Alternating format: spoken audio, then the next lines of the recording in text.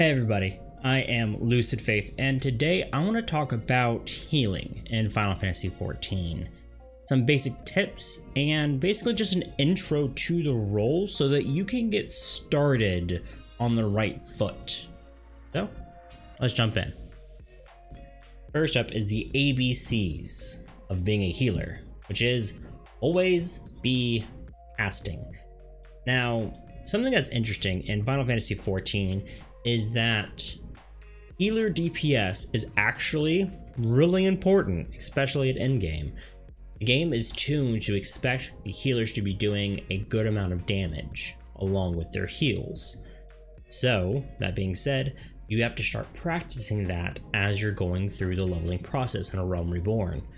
When I was first starting out healing in the game, I didn't though. I didn't do DPS. I just sat there and focused on healing because I was focused on what my spells do, how to heal certain things, what the fights were going on and their mechanics, and it was a lot, right?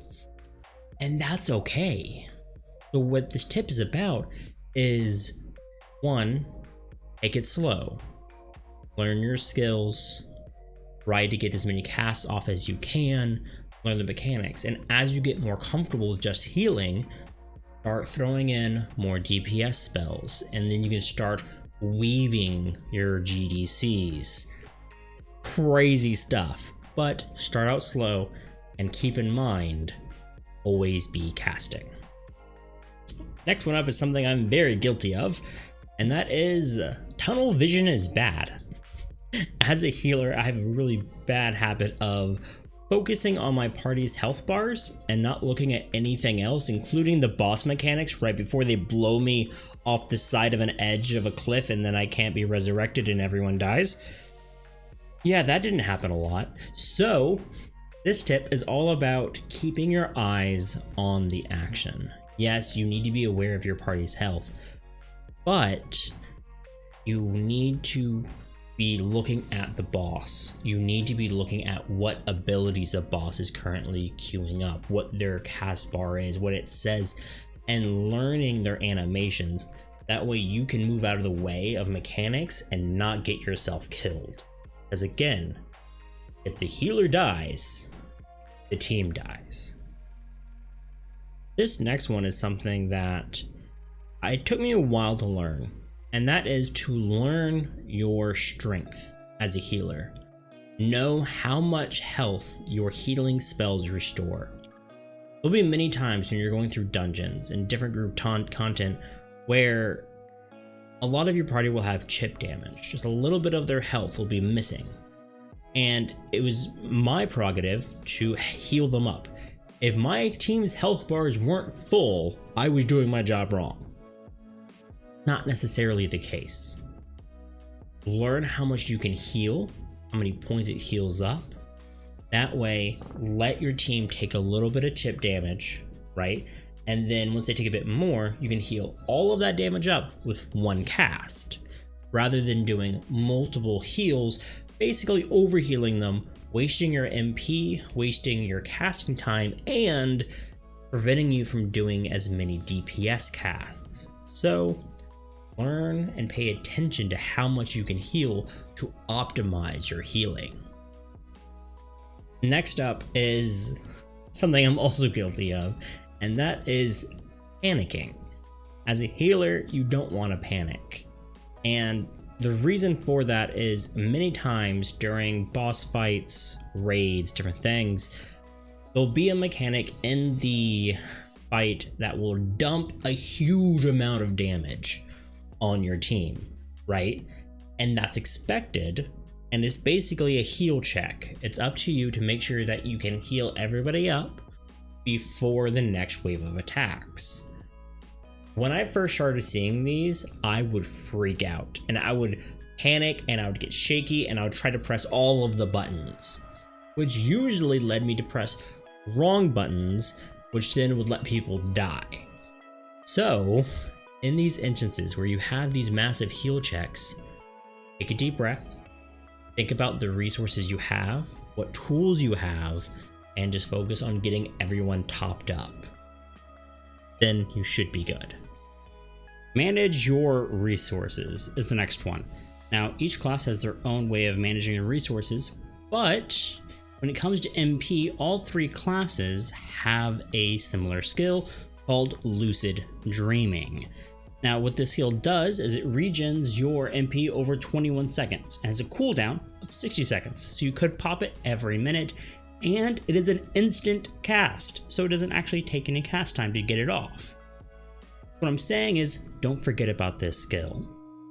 Rule of thumb when you're just starting out, if you have less than 9,000 MP and you're in a fight, go ahead and pop it. For 1 minute cooldown, go ahead and pop it. Yes, that is overly cautious, but it's a good rule of thumb as you're starting out, and as you get more experience, you'll know when to actually conserve it or when you need to pop it. Next thing I want to talk about is a skill known as Swift Cast. Now, Swift Cast is amazing. What it does is you hit it, and the next spell that you cast becomes instant. Now, keep in mind, it has a 10-second duration and a 60-second cooldown. Now, what I like to do with this is I hold on to it. I may hold on to it a bit too much, but basically it's my emergency button. If I need to get a big group heal off or save someone's life immediately, Swift Cast into that. That way you bypass any kind of cast time, right? Get more spells out at once.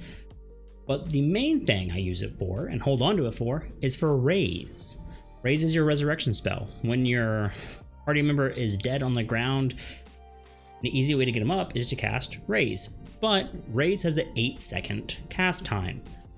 Way too long just to be sitting in one spot in the middle of a fight, not healing everyone else. So what I like to do is Swift Cast into Raise, get them up, and then you just continue healing and keep the party rolling.